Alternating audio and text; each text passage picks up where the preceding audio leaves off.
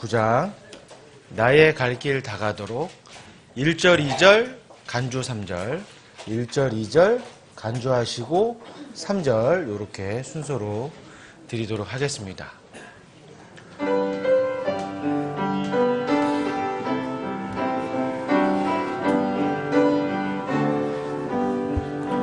나의 갈 길 다가도록 예수 인도하시니 내 주 안에 있는 그 어찌 의심하리요.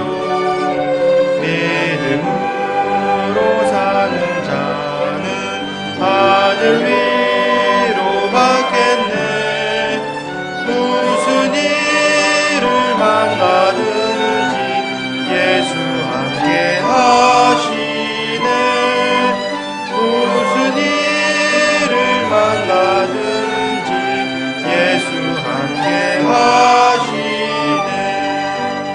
나의 갈 길 다가도록 예수 인도하시니 어려운 일 당할 때도 족한 손에 주시네.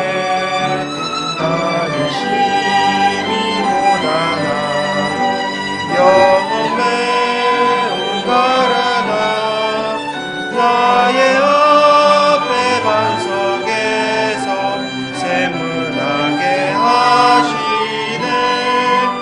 나의 앞에 반석에서 샘물나게 하시네.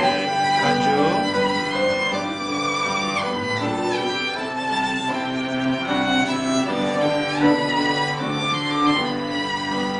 나의 갈 길 다가도록 예수 인도하시니 그의 사랑 어찌 큰지 말로 할 수 없도다. 성령 담아 받은 영혼 하늘 날아갈 때에 영영 부를 나의 찬송 예수 인도하셨네.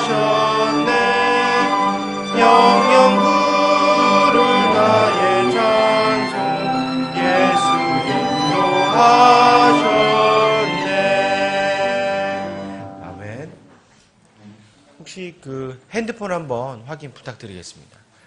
예배 중간에 벨소리가 울리는 일이 없도록 핸드폰이 지금 음성으로 되시거나 혹은 전원 버튼을 꺼주시면 고맙겠습니다. 간혹 가다가 벨이 울려서 앞에 단상에서 말씀하시는 분들이 조금 혼동이 올 수 있으니까요. 주의 좀 부탁드리고 또 계속적으로 제가 캠페인을 하고 있죠. 아이들 저희가 오전 시간에는 같이 예배를 드립니다. 이유인 즉슨 아이들에게 훈련하는 시간이죠. 훈련하는 시간. 하나님의 말씀을 듣고 하나님께 경건하게 예배를 드리는 시간이기 때문에 특히 아이들, 부모님들이 옆에 케어하시면서 꼭 말씀에 집중할 수 있도록 뭐 필기를 한다거나 이런 것도 좋기는 한데 되도록이면 아이들이 목사님 입을 쳐다보고 목사님 말씀하시는 거를 귀로 잘 집중해서 들을 수 있도록 훈련을 좀 도와주시기를 부탁드리겠습니다. 자, 한 곡 더 드리겠습니다. 283장입니다. 283장 주님 뜻대로 살기로 했네. 1절 2절 간주 3절 1절 2절 간주하신 다음에 3절 들으시겠습니다.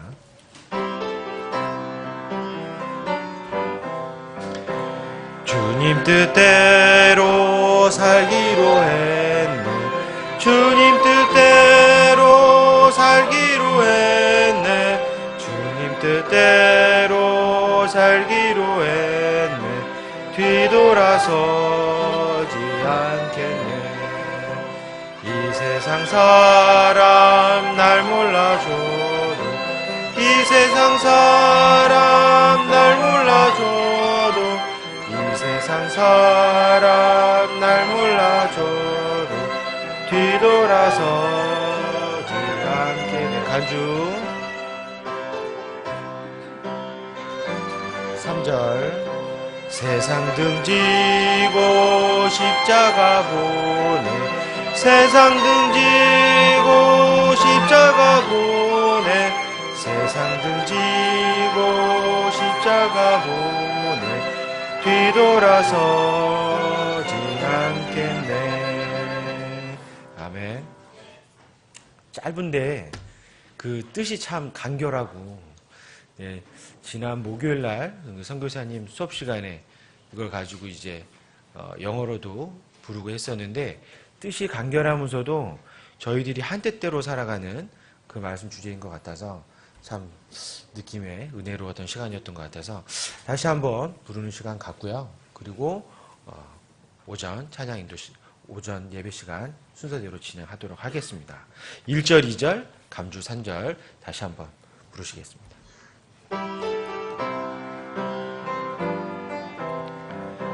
주님 뜻대로 살기로 했네. 주님 뜻대로 살기로 했네. 주님 뜻대로 살기로 했네. 뒤돌아서지 않겠네. 이 세상 사람 날 몰라줘도, 이 세상 사람 날 몰라줘도, 이 세상 사람 날 몰라줘도 뒤돌아서지 않겠네. 간주 3절입니다.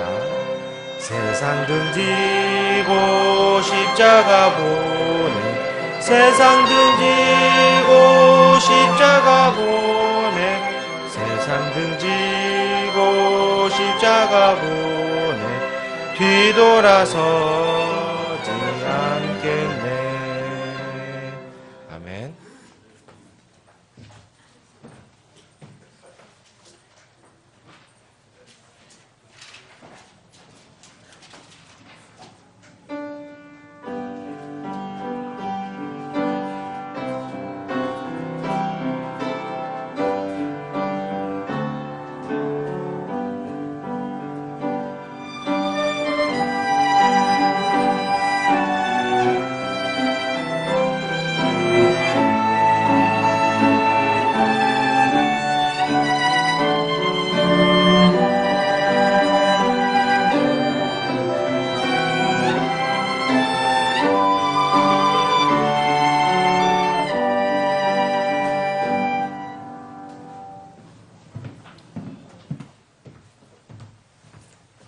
네, 다 같이 일어나서 찬송가 31장 하나님께 찬양드리겠습니다.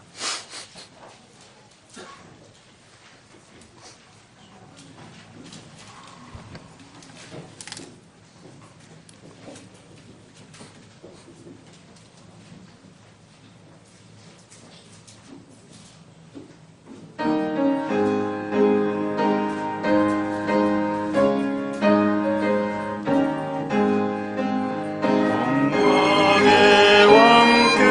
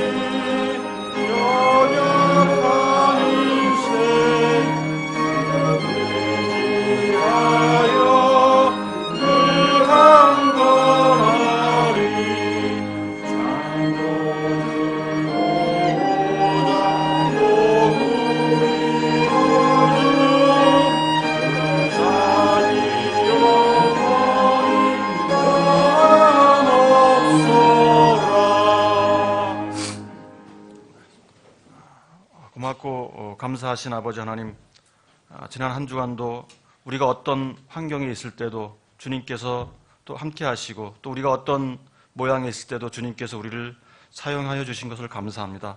특별히 하나님께서 우리를 창세전에 선택하시고 예정하셔서 우리를 하나님의 형상과 모양으로 창조해 주시고, 우리 인생을 만유의 머리로 보이지 아니하는 하나님을 표현할 자로 세워주심을 감사합니다. 그러나 저희들은 아담 안에서 우리 인생을 원망하면서 하나님께서 위임하신 고귀한 인생의 자리를 이탈해서 참으로 멀리 떠났던 자들이었는데, 주님께서 오셔서 십자가의 죽으심과 살으심을 통해서 우리 인생의 존귀와 영광을 다시 찾아주신 참으로 감사드립니다. 주님 안에서 인생의 영광과 아름다움을 발견할 수 있게 참으로 감사드리고, 이제 우리 또한 주님 안에서 발견하게 해주시니 감사드립니다. 주님께서 말씀이 육신이 되신 것 같이 이제 우리 또한 육신으로 말씀을 이루는 그 영광선 길에 동참해 주시길 원합니다. 산자의 땅에서 이 육신을 가지고 하나님을 영화롭게 할 수 있게 해 주시길 원합니다. 우리 주 예수 그리스도 이름으로 기도드렸습니다. 앉아주십시오. 찬송가 44장 찬양 드린 후에 헌물을 위해서 기도해 주시겠습니다.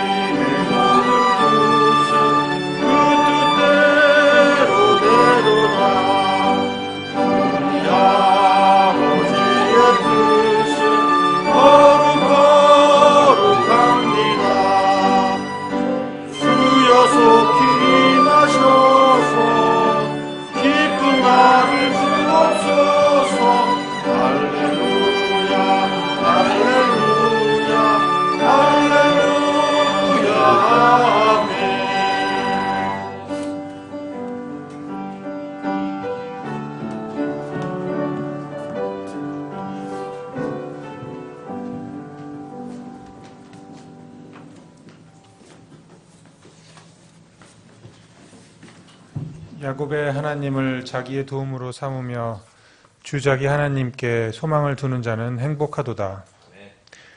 천지 만물을 지으시고 이 우주의 만사를 운행하시는 하나님 아버지, 저희를 지난 한 주일간 주님의 은혜 아래 지켜들봐 주심에 감사를 드립니다.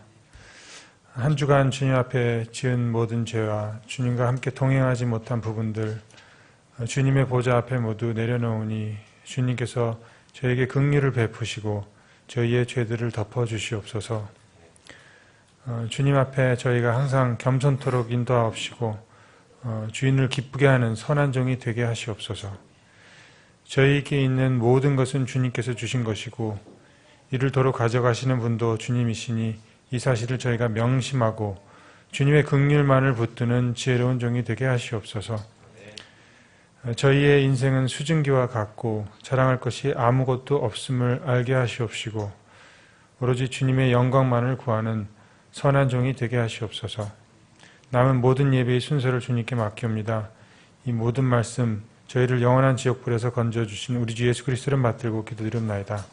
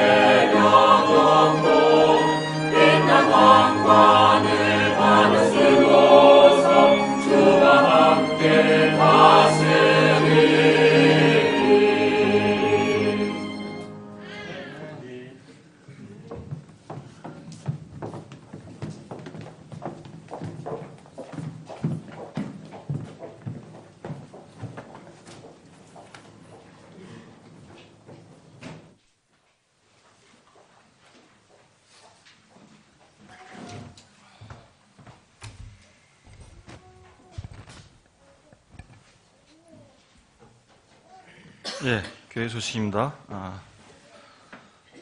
1번입니다. 좋은 계절이 왔습니다. 계속해서 전도와 그 다음에 말씀, 묵상에 기도에 힘쓰셔 주기 바랍니다.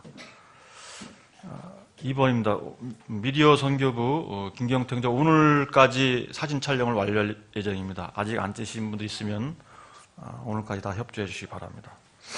3번입니다. 지난주 이미 공지해드린 바와 같이 교회 헌법에 의해서 5월 이후에 적당한 시점에 임기 집사를 선출할 예정입니다. 위에서 계속 기도해 주시기 바랍니다. 이번 주 성경 암송 구절입니다. 시작. 여인이 자기의 젖 먹는 지식을 잃을 수 있겠으며 자기 태어난 아들을 불쌍히 여기지 않을 수 있겠느냐. 참으로 그들은 혹시 잊을지라도 나는 너를 잊지 아니하리라. 이사야 49장 15절 말씀.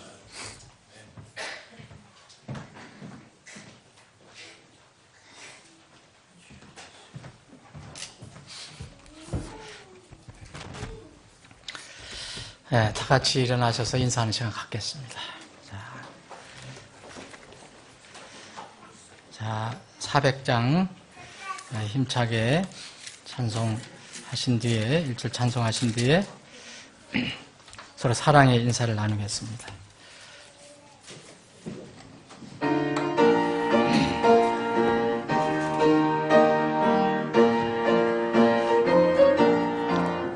주의 진리 위에 십자가 위 하늘 높이 쳐들고 주의 용사되어 영광스럽게 찬송하며 나가세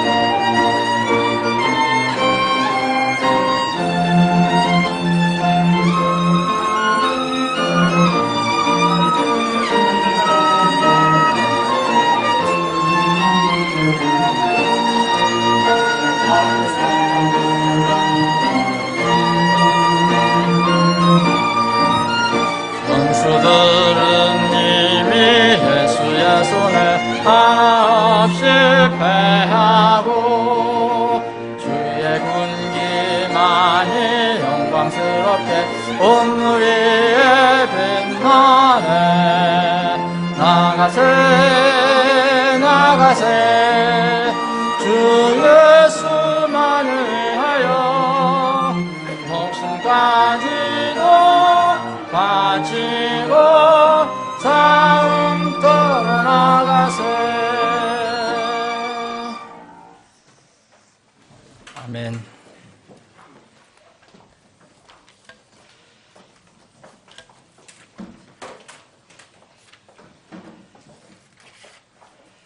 자, 다 같이 일어나셔서 하나님 말씀을 봉독하는 시간 갖겠습니다. 거룩한 하나님 말씀 찬양대 정리하시고 자리 정리하시면서 마태복음 11장 25절 보겠습니다. 마태복음 11장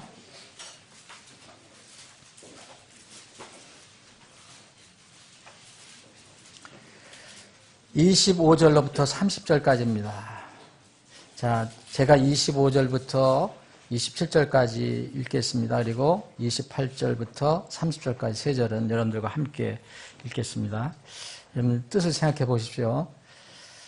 그때에 예수님께서 응답하여 이르시되 하늘과 땅의 주이신 아버지여, 아버지께서 이것들을 지혜롭고 분별 있는 자들에게는 숨기시고 아기들에게는 드러내셨사오니 감사하나이다. 과연 그러하옵나이다. 아버지여, 그리하심이 아버지 보시기에 좋았나이다. 내 아버지께서 모든 것을 내게 넘겨주셨사오니 아버지 외에는 아무도 아들을 알지 못하고 아들과 또 아들이 아버지를 드러날 자 외에는 아무도 아버지를 알지 못하나이다 하시니라. 28절 30절 함께 읽겠습니다. 수고하고 무거운 짐진 모든 자들아, 너희는 내게로 오라. 내가 너희에게 안식을 주리라. 나는 마음이 온유하고 겸손하니 내 멍에를 메고 내게 배우라. 그리하면 너희가 너의 혼을 위한 안식을 찾으리니 내 멍에는 쉽고 내 짐은 가벼우니라 하시니라. 아멘. 잠깐 서신 채로 기도하겠습니다.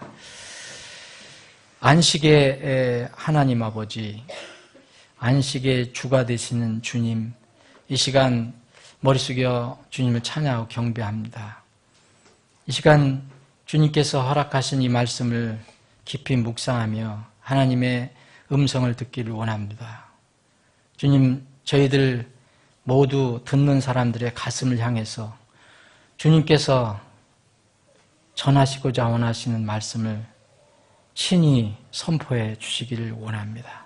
우리는 모두 마음에 무릎을 꿇고 거룩한 하나님의 말씀을 기쁘게 받는 이 시간이 되게 하여 주옵소서.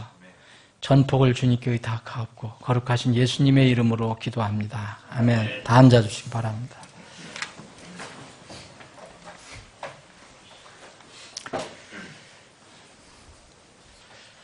오늘 저와 여러분들이 함께 나누는 말씀을 이렇게 나누는 동안에 듣는 분들 중에는 혹 이제 영의 안식을 얻은 분들이 있는가 하면 혹 아직도 영의 안식을 얻지 못한 분들이 있을 수 있습니다.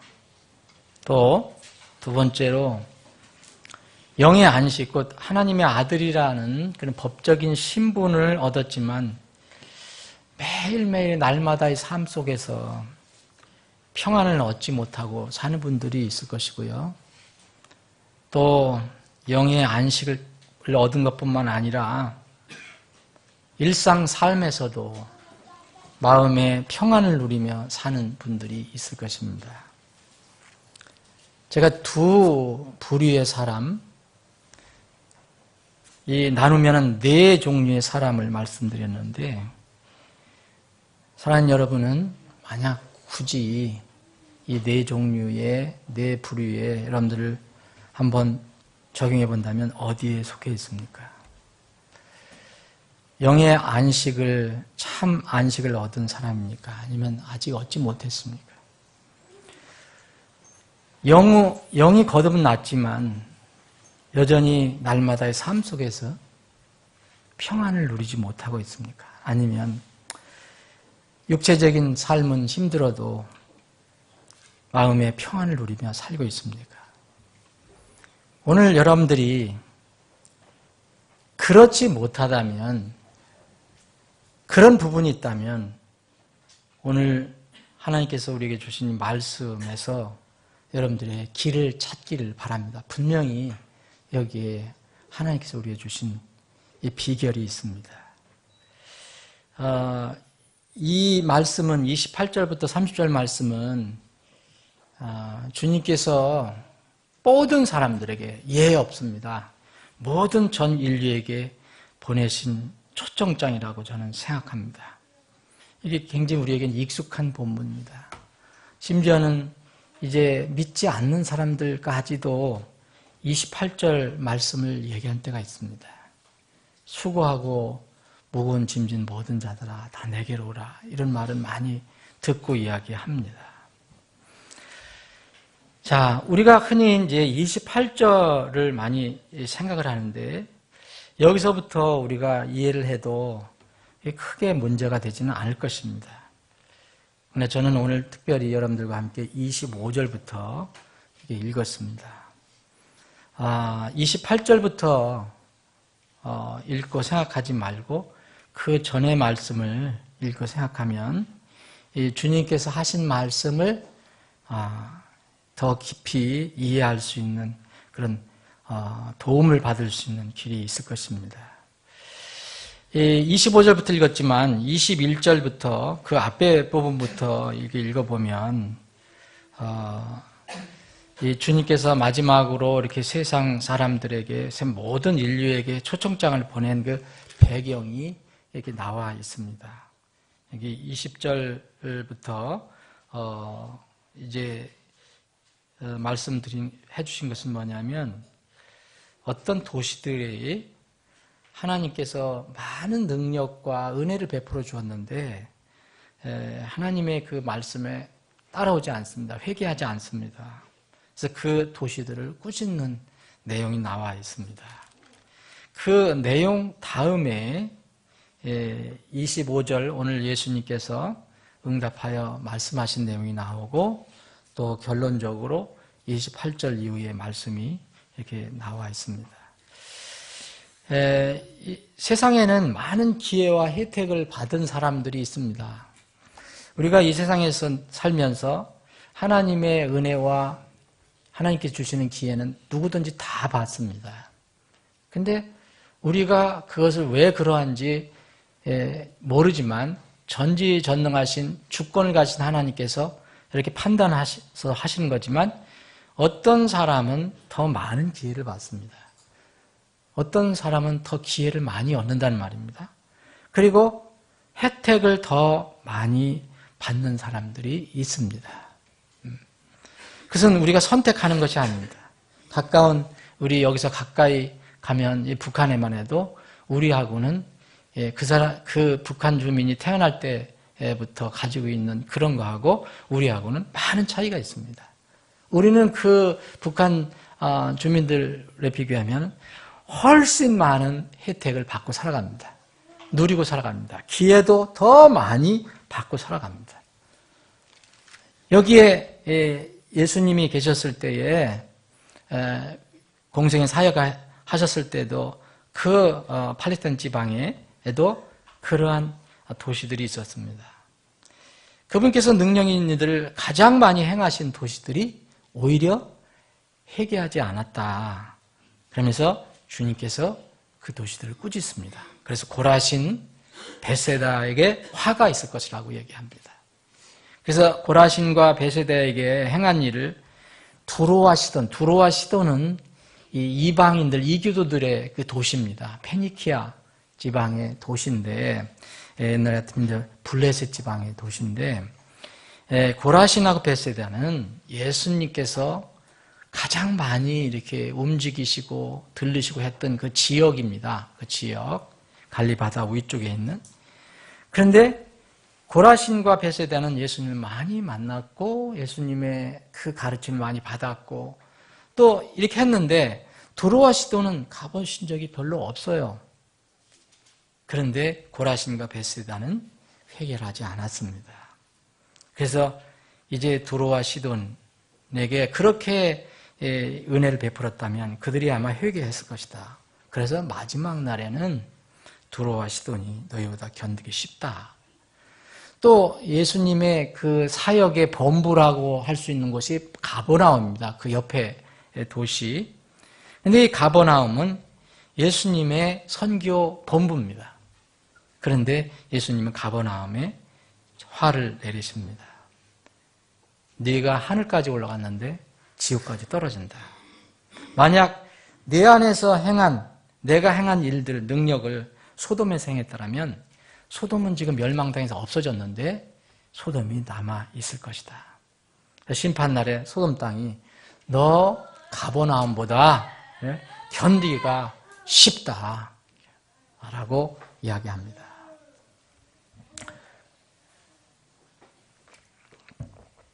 그러시면서 이제 25절 말씀하십니다.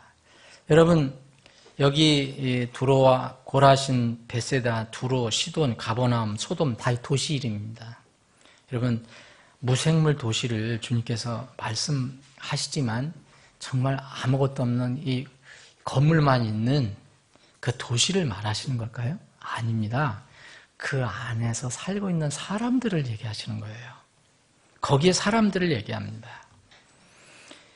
그러시면서 25절에는 이제 예수님께서 그때에 예수님께서 응답하여 이르시되, 그러시면서 이제 예수님께서 하신 말씀이 바로 27절 못하나이다까지 기록이 된 겁니다.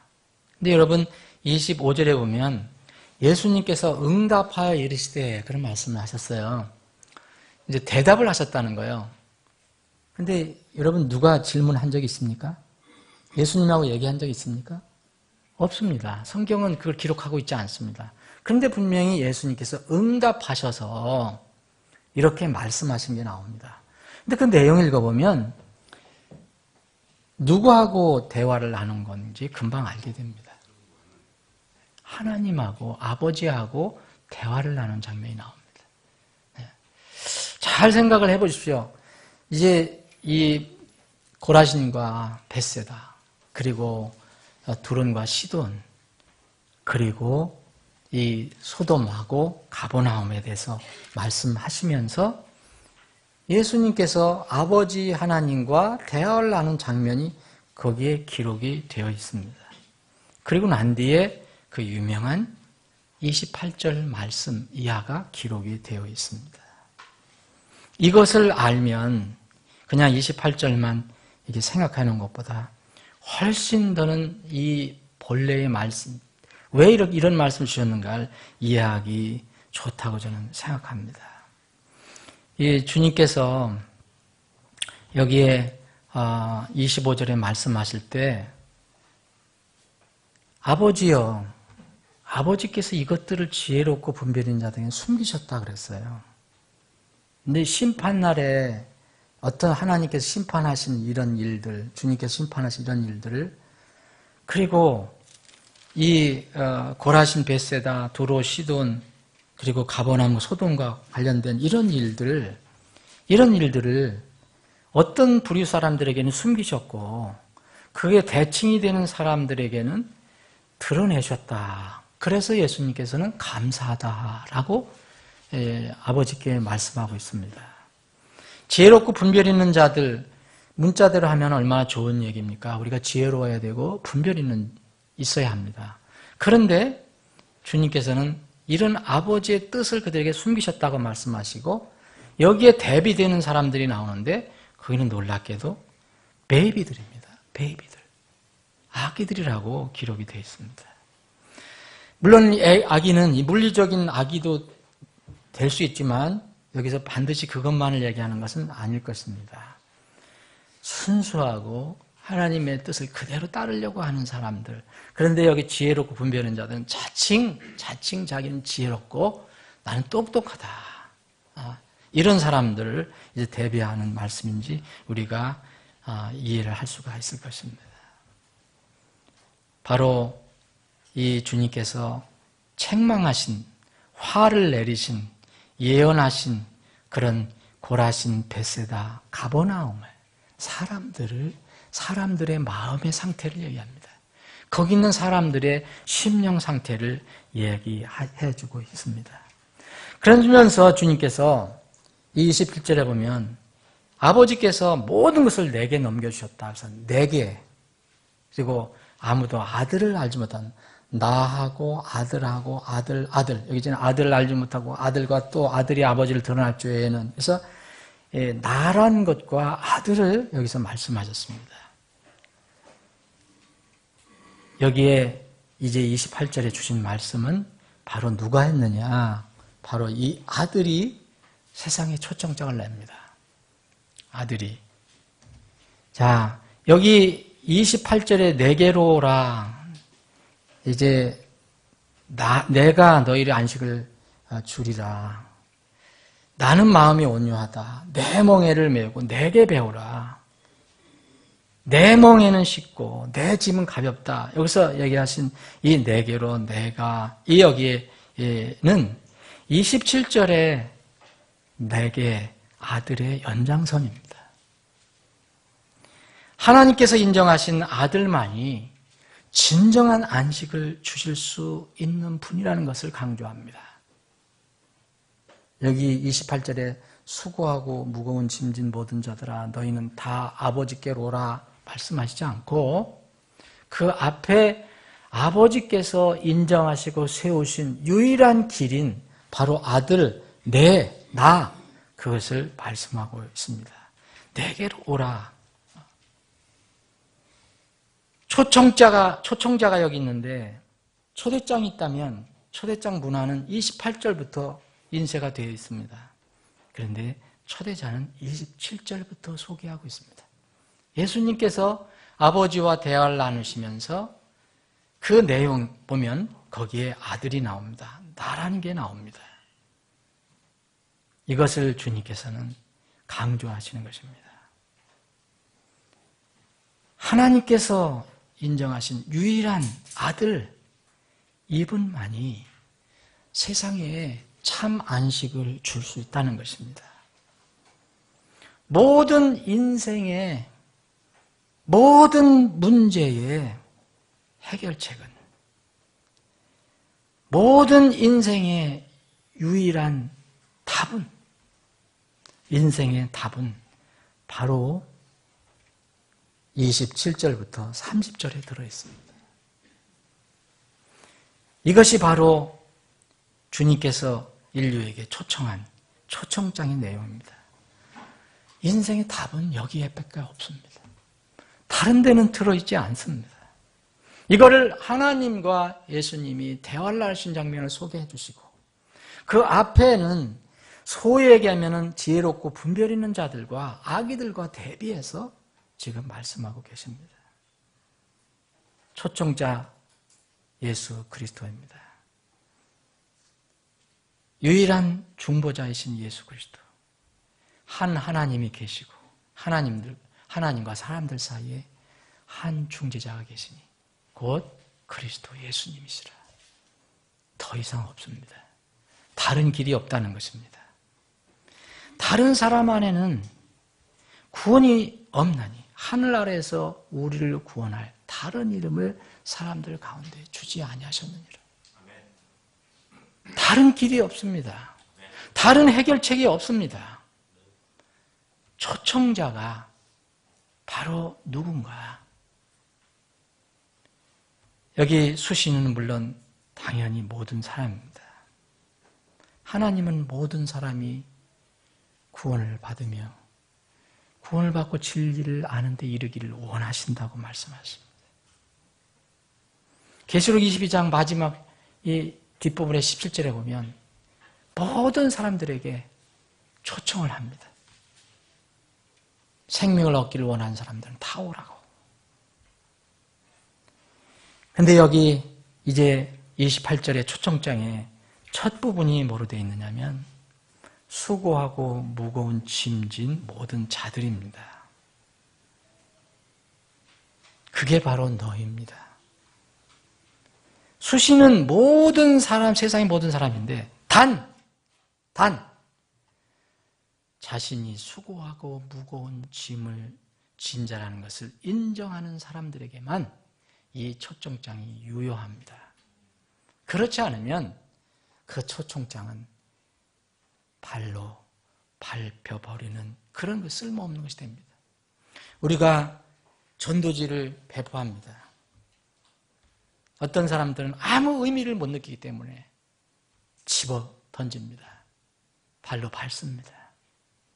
그 사람들은 자기가 수고하고 무거운 짐진 자라는 것을 인정하지 못합니다. 하나님의 초청을 받을 필요가 없다고 생각합니다. 성경은 이것을 너무 많이 강조하고 있습니다. 예수님은 이 세상에 의사로 왔다고 그랬습니다. 의사는 병든 자를 고치는 것이 의무입니다. 예수님께서 바리새인들이 이야기하는 것을 들으시고 자기들은 왜 우리가 죄인이냐, 저 세리들하고 죄인들하고는 나는 다르다. 그것을 들으시고 그들에게 이르시되 온전한 자들에게는 의사가 필요 없으나 곧 건강한 자들에게는 의사가 필요 없으나 병든 자들에게는 필요하니라. 예수님은 세상 모든 사람에게 필요한 분입니다. 세상의 구원자입니다. 그런데 자기가 병들었다고 생각하지 않으면 예수님은 아무 소용이 없습니다. 바로 오늘 초청장이 그런 사람들에게 나갑니다. 수고하고 무거운 짐을 진 사람들에게 나갑니다. 오늘 이 초청장은 세 절로 구성이 되어 있는데 이 말씀을 여러분들이 잘 읽어보시면 보통 이해하기가 어려운 부분이 나옵니다. 여기에는 이중적인 의미가 들어있기 때문에 그렇습니다. 인생의 가장 근본적인 두 가지 문제를 주님께서 제시합니다. 28절입니다. 수고하고 무거운 짐진 모든 자들아 너희는 내게로 오라 내가 너에게 안식을 주리라. 자유를 주겠다는 겁니다. 안식을 주겠다는 겁니다. 영의 안식을 주겠다는 말씀입니다. 이것은 구원을 의미합니다. 거듭남을 의미합니다. 하나님의 양자됨을 의미합니다. 천국 시민권을 받는 것을 의미합니다. 곧 죽었던 영이 다시 살아나는 것을 의미합니다. 유일한 구원자께서 구원받아야 할 죄인들에게 주시는 선물을 제시하고 있습니다. 내가 너에게 안식을 주리라. 내가 줍니다.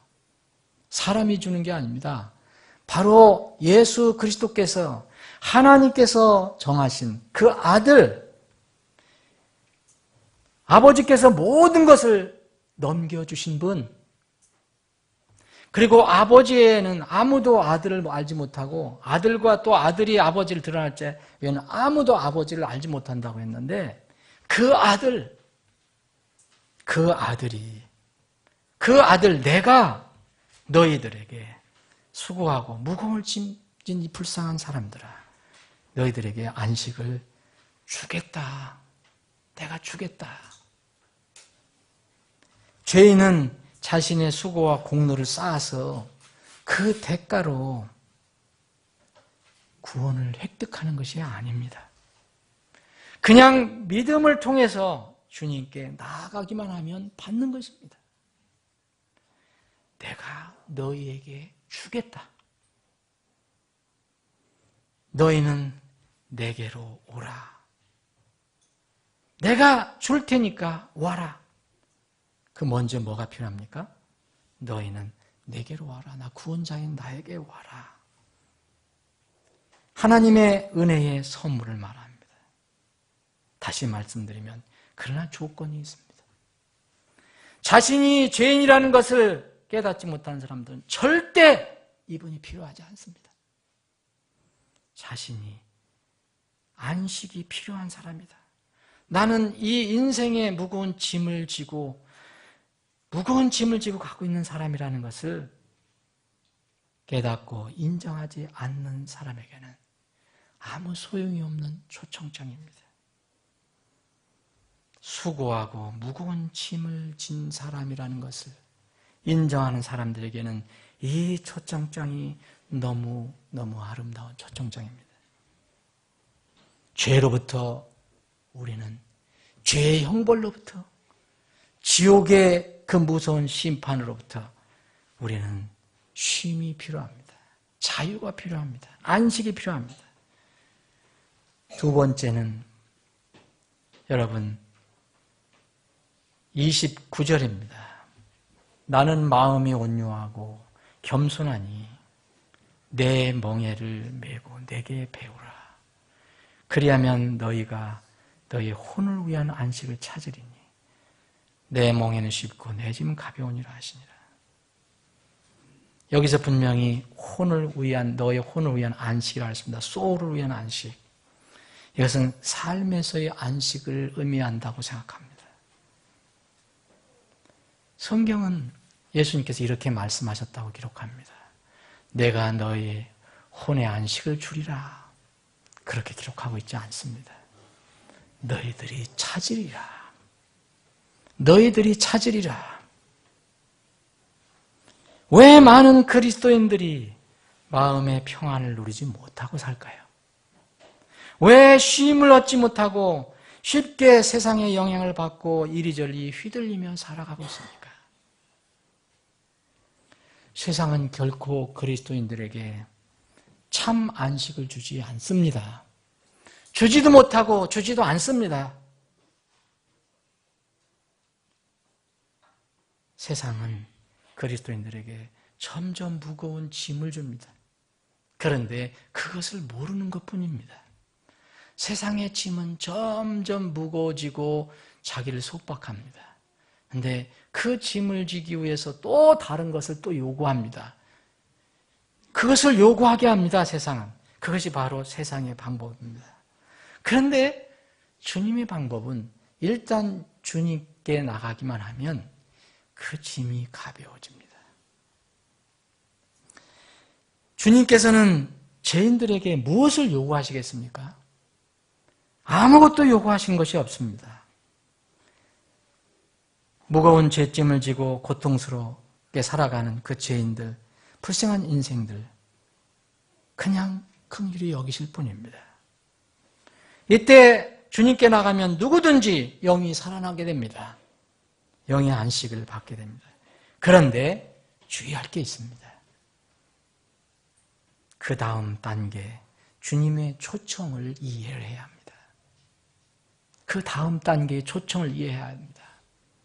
저는 결코 28절, 29절이 같은 초청이라고 생각하지 않습니다. 두 번째, 이 말씀은 분명히 다른 초청입니다.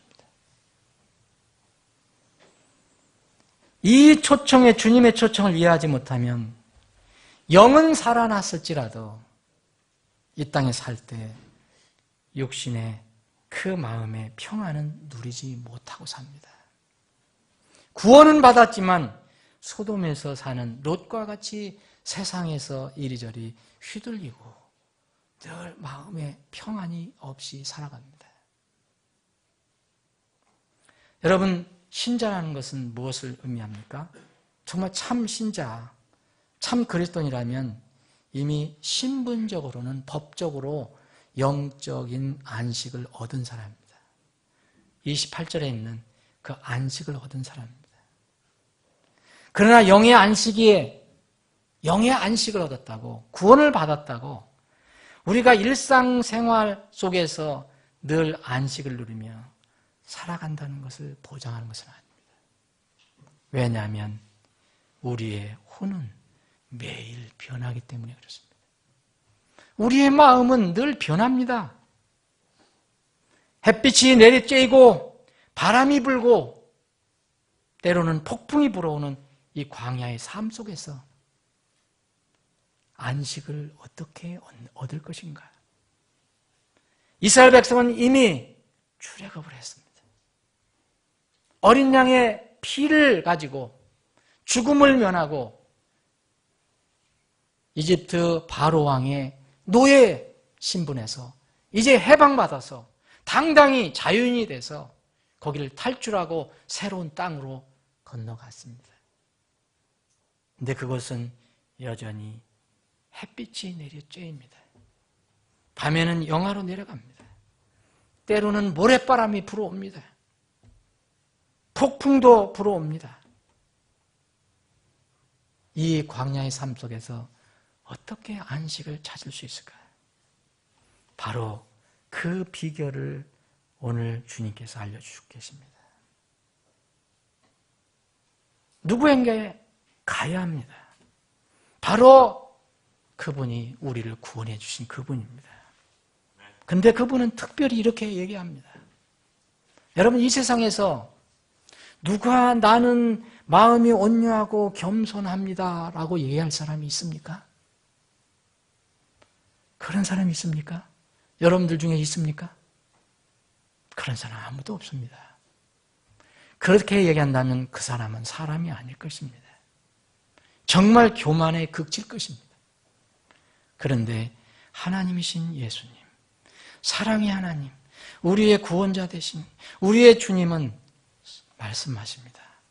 나는 마음이 온유하다, 따뜻하다, 부드럽다, 그리고 겸손하다. 그러니까 나에게 오라라고 얘기합니다. 와서 뭐라고 말씀하시냐면 내가 지은 멍에가 있다. 이 멍에를 매라. 그리고 배워라 나한테. 그러면 그것이 조건입니다. 그러면 너희가 너희 혼, 너희 마음의 안식을 찾으리라고 이렇게 약속해 주십니다. 다시 말씀드리면 여러분들과 저는 여러분들이 진정으로 구원받은 백성이라면 우리는 출애굽을 한 백성입니다. 노예에서 마귀의 노예에서 해방받은 사람입니다. 예수 그리스도의 피로 해방받은 사람입니다. 우리는 분명히 우리 마음의 문설주에 인방에 예수 그리스도의 피를 바른 사람들입니다. 죽음의 사자를 우리는 얼마든지 물리칠 수 있습니다. 결코 죽음의 사자가 우리를 찾아오지 못합니다. 예수 그리스도의 피 때문에 우리는 자유인이 되었습니다. 영의 안식을 얻었습니다. 그런데 이스라엘 백성처럼 여전히 우리는 광야에서 지금 살아갑니다. 한시적인 기간이지만 살아갑니다. 이때 마음의 안식을 어떻게 얻을 수 있겠습니까? 이스라엘 사람들은 출애굽한 이스라엘 사람들은 광야에서 이제 이집트의 노예에서 해방된 후 광야 생활에서 혼의 안식을 누릴 수 있는 유일한 방법은 이것밖에 없었습니다. 주님의 말씀을 순종하며 주님을 따라가는 것이었습니다. 그것이 이 성경 구약에 있는 그 앞에 있는 출애굽기, 레위기, 민수기, 신명기에 있는 말씀입니다. 그 간단한 원칙에서 벗어나면 항상 이들은 마음의 동요가 일어났었고 불안했었고 평안을 잃어버렸습니다. 똑같습니다. 여러분들과 저 똑같습니다. 오늘 이 예수님께서는 멍에를 얘기하십니다. 28절에 이 말씀은 여러분들이 이 말씀 읽을 때 무엇을 떠올릴 수 있느냐면 십자가를 떠올릴 수 있습니다. 여기에 십자가라는 단어는 없습니다. 그러나 분명히 십자가의 의미가 여기 들어가 있습니다. 십자가와 멍에 비슷한 것 같지만 결코 같은 것이 아닙니다. 서로 다른 것입니다. 십자가는 28절이 의미하는 십자가, 이것은 형틀입니다. 사형 집행 도구입니다. 고통을 의미합니다. 죽음을 의미합니다. 예수 그리스도의 십자가는 이 죽음을 통해서 우리에게 사랑을 전해주셨고 용서를 해주셨고 우리를 위해서 희생하신 것, 그것을 의미합니다. 십자가 죽음을 의미합니다. 그러나 죽음 후에 생명을 또한 의미합니다. 이것은 바로 구원의 복음과 연결되는 것입니다. 온 인류의 구원의 기초는 어린 양 예수 그리스도가 지신 주님의 십자가뿐입니다. 구원을 받으려면 내 개인의 믿음의 십자가를 지고 나가야 합니다. 내 개인의 믿음의 십자가. 그것은 내가 죽어야 마땅하다는 죄인이라는 것을 믿는 십자가입니다. 여기서 수고하고 무거운 짐을 진 사람이라는 것을 깨닫는 그런 믿음입니다. 이것이 필요합니다. 이것이 내 개인의 십자가입니다. 이 내 개인의 십자가를 지고 주님께 나갑니다. 어디로 갑니까? 갈보리 언덕 주님의 십자가 밑으로 갑니다. 예수님께서 분명하게 말씀하십니다.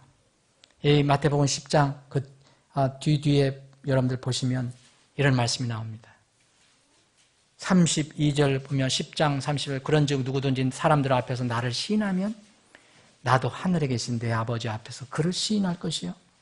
자, 오늘 이 초청장을 그대로 시인하는 사람들, 누구든지 사람들 앞에서 나를 부인하면 나도 하늘에 계신 내 아버지 앞에서 그를 부인하리라. 내가 땅에 화평을 보내러 온 줄로 생각하지 말라. 나는 화평이 아니라 검을 보내러 왔노라. 사람이 자기 아버지를, 딸이 자기 어머니를, 며느리가 자기의 시어머니를 대적하여 불화하게 하려고 내가 왔나니 사람의 원수가 자기 집안 사람들이리라. 아버지나 어머니를 나보다 더 사랑하는 자는 내게 합당하지 아니하고 아들이나 딸을 나보다 더 사랑하는 자도 내게 합당하지 아니하며 또 자기 십자가를 지고 내 뒤를 따르지 아니하는 자도 내게 합당하지 아니하니라. 자기 생명을 찾는 자는 그것을 잃을 것이요 나로 인하여 자기 생명을 잃는 자는 그것을 찾으리라. 여러분, 아버지, 어머니 귀중합니다. 형제, 자매 중요합니다. 아들, 딸 중요합니다. 그러나 가족이 나를 구원시키지 못합니다. 구원시키는 분은 딱 한 분입니다. 이것이 주님의 십자가입니다.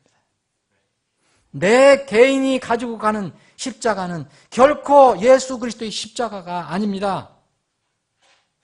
내가 예수 그리스도의 십자가를 진다고 생각하지 마십시오.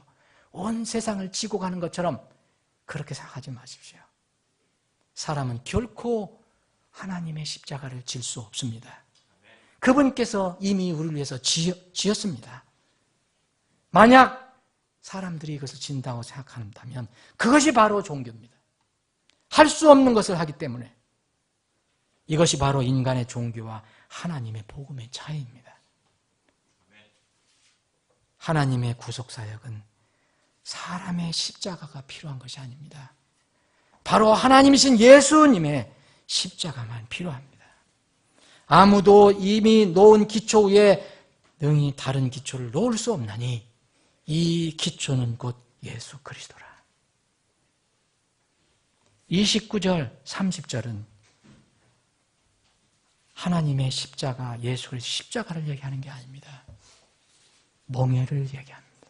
멍에. 멍에 여러분들이 뭔지 아시죠? 우리 젊은 친구들은, 학생들은 알지 못할 것입니다. 멍에는 우리나라에서는 보기가 드뭅니다. 우리나라는 거의 소를 한 마리 끌 때 한 마리만 거기다가 이제 그 멍에를 올립니다. 그런데 팔레스타인 지방에는 그렇게 하는 적이 없습니다. 반드시 두 마리를 묶어서 그 위에 멍에를 씌웁니다. 두 마리가 동일하게 멍에 아래에 있는 것입니다. 쟁기 수레들을 끌기 위해서 팔레스타인 지방에서는 소나 나귀 두 마리를, 똑같은 두 마리를 이렇게 묶어서 그 두 마리의 목에 얹는 그 목재 도구가 바로 멍에입니다. 영어로 요크라는 겁니다. 이 성경에서는 이 요크를, 멍에를 예속된다, 노예가 된다, 속박된다, 지배를 당한다, 이런 표상으로 쓰고 있습니다. 그래서 하나님께서는 이스라엘의 멍에를, 적들이 이스라엘을 이게 옥박하고 있는, 속박하고 있는 그 멍에를 깨뜨려 주겠다고 약속하십니다. 레위기에서도, 레위기 26장 13절에서도 말씀하시고, 에스겔서에서도 말씀하시고, 멍에를 내가 깨뜨려 주겠다. 죄와 율법의 속박은 예수 그리스도께서 그분의 십자가로 깨뜨려 주셨습니다. 갈라디아서 5장 1절에 보면 이런 말씀이 나옵니다. 그리스도께서 우리를 자유하게 하려고 자유를 주셨으니 그러므로 그 안에 굳게 서고 다시는 속박의 멍에를 매지 말라. 예수님께서 우리를 이 마귀의 멍에에서 끊어내셨습니다. 예수님이 지신 십자가로 깨뜨려 주셨습니다. 이 부정적인 의미입니다. 속박, 노예 이런 뜻입니다. 그런데 긍정적인 의미가 있다면 완전히 헌신하는 것을 또 의미합니다. 말씀드린 대로 동물의 멍에는 성경에서는 항상 한 쌍입니다. 욥기를 읽어보시면 여러분 욥은 대단한 부자였는데 욥기 1장에 보면 소가 500결이라는 말이 나옵니다. 결이 요크입니다. 500몽에 그러면 몇 마리입니까? 1000마리입니다. 나중에 하나님께서 이제 그 다 이룬 뒤에 마지막 욥기 42장에 보면 하나님께서 배로 축복을 해주십니다. 이때 소 1000몽에가 나옵니다. 소 1000결이 그러면 몇 마리입니까? 2000마리를 얘기합니다. 주님께서는 이것을 사용하셔서 우리에게 그 놀라운 비밀을 말씀해 주십니다. 소나 나귀나 말, 이 동물 한 쌍이 두 마리가 한 쌍이 돼서 매는 이 멍에를 통해서 그리스도인이 찾을 수 있는 진정한 안식의 비결을 말씀하고 있습니다. 여러분 오늘 이 말씀을 정말 여러분 잘 묵상해 주시기 바랍니다. 왜냐하면 여러분들 중에 이렇게 구원을 받았어도 삶에 이 신앙으로 인해 안식을 누리지 못하는 사람들이 있어 보이기 때문입니다. 다른 답은 여러분들 아무리 찾아도 그건 소용이 없습니다. 그건 헛수고입니다. 돈만 들이고 노력만 들이고 시간만 낭비할 뿐입니다. 다른 방법이 없기 때문입니다. 사람들은 이상하게 예수 그리스도의 멍에를 안 매는 것이 편안하고 안식하다고 생각을 합니다. 이게 우리가 가지고 있는 착각입니다. 무슨 자연스러운 착각일 수도 있습니다. 다시 말씀드리면 세상은 우리 사람의 문제를 특히 그리스도인의 문제를 절대 해결해 주지 못합니다.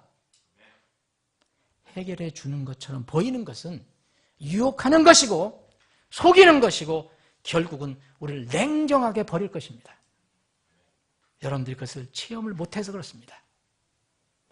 세상을 신뢰하지 말아야 합니다. 아버지 집을 떠나서 세상의 즐거움을 찾아가면 결과가 어떨까요? 여러분 좋을 것 같죠? 여러분 실제로 아버지 집을 떠나서 아버지에게 돈을 다 달라 약서 그거를 둘러매고 세상의 즐거움, 쾌락을 찾아서 집을 떠나 멀리로 떠난 아들이 있었습니다. 누가복음 15장에 나옵니다. 이른바 탕자라는 이야기. 아들이 어떻게 됐습니까? 돈이 있었을 때는 세상이 얼마나 잘 대해주는지 모릅니다. 그렇죠? 돈이 다 떨어졌습니다. 세상이 어떻게 환대해 줍니까? 차갑게 버립니다. 겨우 돼지우리에서 일하는 잡을 얻어갖고 돼지들이 먹는 그 음식을 먹습니다. 세상이 바로 그러합니다. 우리는 근데 쉽게 이 세상에 의지를 합니다. 세상에서 뭘 찾겠다고 얘기합니다. 해결해 주는 것처럼 보입니다. 정말 달콤하게 얘기합니다. 그런데 여러분들 냉정하게 버림을 당할 것입니다. 대신 우리는 마음이 온유하고 겸손한 그분을 찾아가야 합니다. 여러분, 주님께서 말씀하십니다. 나에게 오라. 그런데 아무것도 매지 말고 그냥 와라 이야기하지 않습니다. 뭐라고 말씀하십니까? 내 멍에를 메고 내게 배우라 그럽니다. 여러분, 여러분의 멍에가 아닙니다. 예수 그리스도의 멍에입니다. 이것을 매라는 것입니다. 이게 무슨 뜻입니까? 팔레스타인은 2마리의 나귀가, 소가 밭을 갑니다. 짐을 운반합니다. 이미 1마리의 그 나귀가 준비하고 있다는 겁니다. 멍에를 메고 준비하고 있다는 겁니다. 그 밑에 들어가라는 것입니다. 그러면은 주님께서 그 멍에를 먼저 메신 주님은 마음이 온유하고 겸손하신 분이니까 자연스럽게 그분 밑에 가면 마음의 혼의 안식을 얻게 될 것이라는 겁니다. 너희들이 찾을 것이라는 것입니다. 두 이유를 얘기하십니다. 그분은 마음이 온유하고 겸손할 뿐만 아니라 그 예수님께서 지신 멍에는 쉽다는 겁니다. 그리고 가볍다는 겁니다. 그리스도인들이 오해하는 것이 있습니다. 하나님의 명령 참 무겁다고 생각합니다. 왜 이렇게 귀찮게 하느냐고 생각합니다. 그러면서 세상의 유혹은 잘 받아들입니다. 그게 쉬운 것처럼 느낍니다.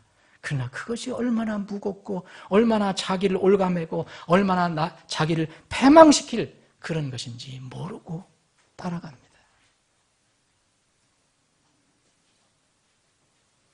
주님은 본래 성품이 어떤 분입니까? 우리를 못 살게 굴어서 그분, 야, 내 짐이 무겁다.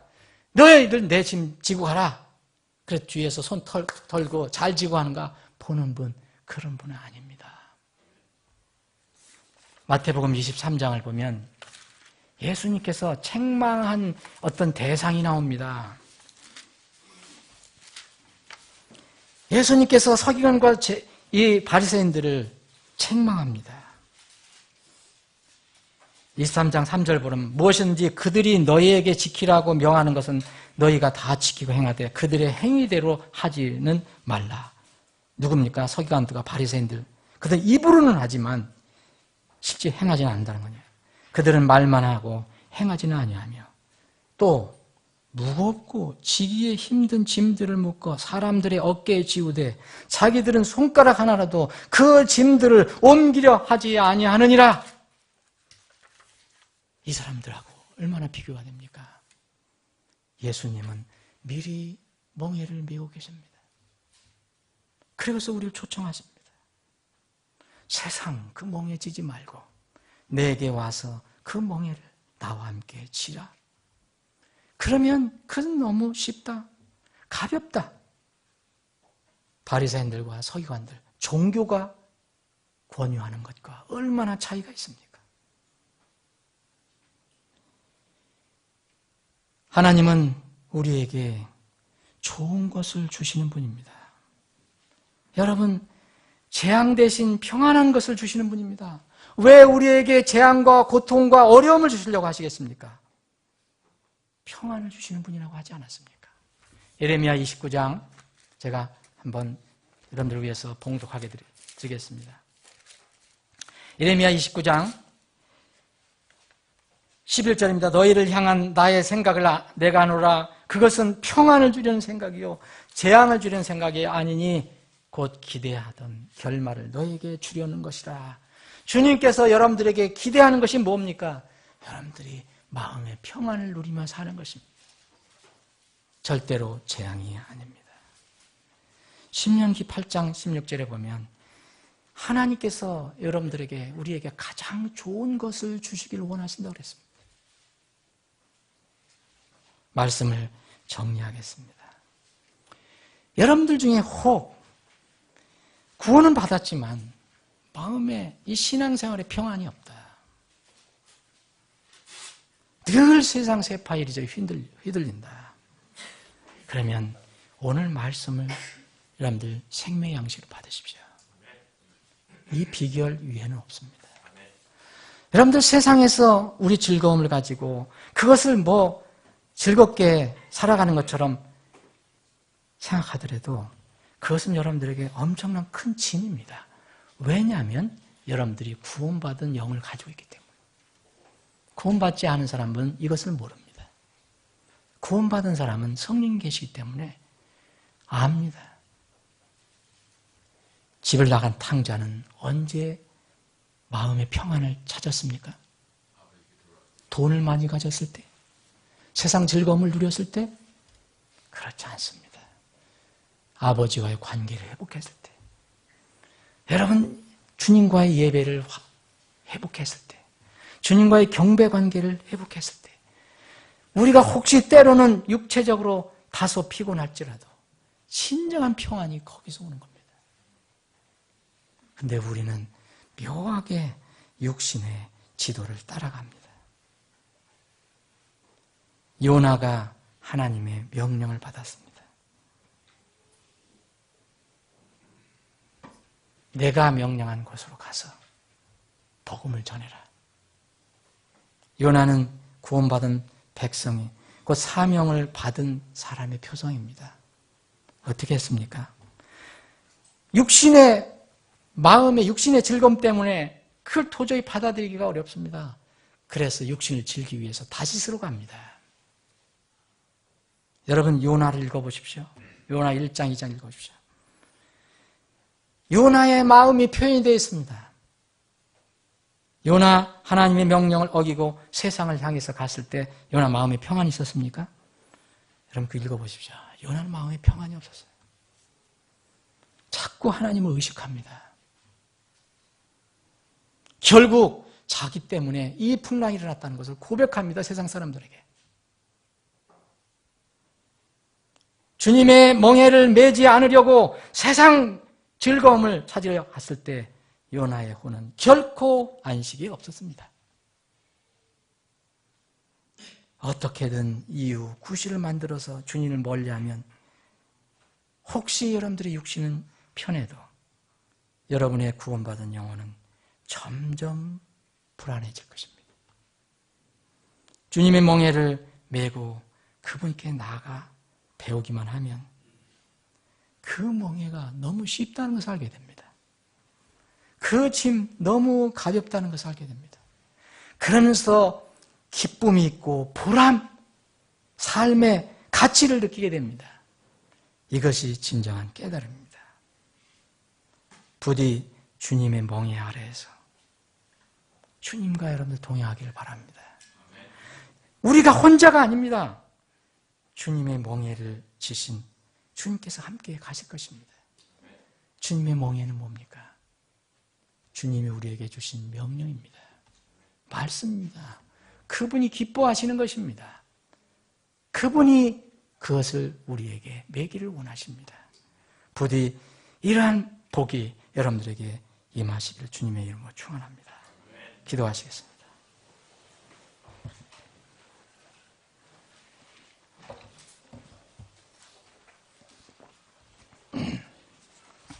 잠깐 기도하는 시간 갖겠습니다. 사랑하는 여러분, 여러분들 중에 분명히 구원은 받았지만 믿음 생활, 기쁨이 없고 평안이 없는 사람이 있을 수 있습니다. 늘 세상에 끌려다닙니다. 그냥 아슬아슬하게 이렇게 신앙생활하는 사람들도 있을 것입니다.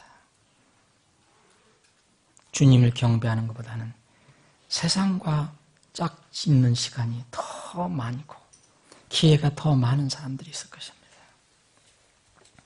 그러면은 여러분들 주님의 십자가를 한번 생각해 보시면, 여러분들이 분명히 주님의 십자가 밑에 있었다면, 그 십자가 밑에 있어 주님을 믿은 적이 있었다면 여러분들은 그런 세상의 것으로 결코 마음의 평안을 얻을 수 없습니다. 그건 불가능합니다. 왜냐하면 여러분들은 이미 하나님의 자녀가 됐기 때문에. 하나님의 자녀는 하나님의 자녀에게 맞는 음식을 먹어야 하고 맞는 옷을 입어야 합니다. 그럴 때 마음의 평안이 있습니다. 시편 기자는 주의 뜰에서의 한날이 첫날보다 낫다 그랬습니다.